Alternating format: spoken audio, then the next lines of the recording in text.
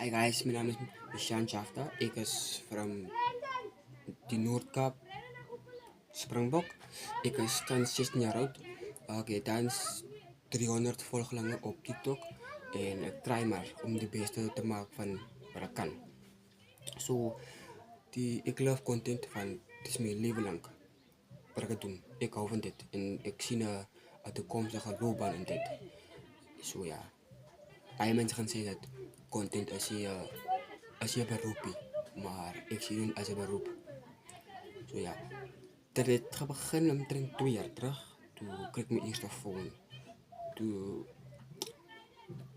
toen keek ik naar YouTube, Mr. Beast, Face Rap en I Should Speak, al dat famous people. Toen werd dit iets in mijn kop geswitcht dat ik moet YouTube draaien. En ik heb in het begin net voetbal goed gepost en ik was obsessief met soccer.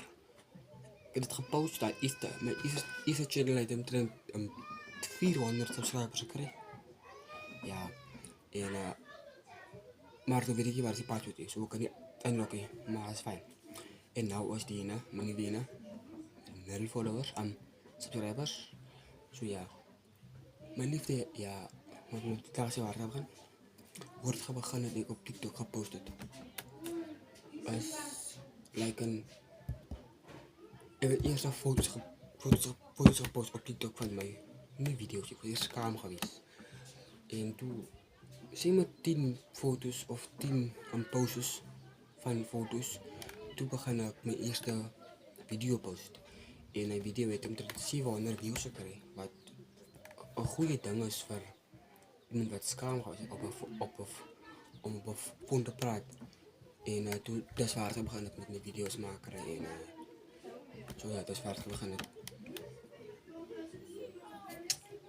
Ja, ik face thans baie challenges met die mensen wat mij, ja, is mensen wat er mij zeggen dat TikTok of YouTube is je toekomstige loopbaan voor jou niet.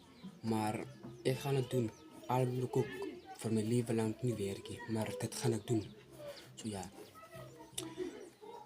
mijn goals voor YouTube is die volgende. Like, ik wil die grootste vlog channel in Zuid-Afrika wees. One day.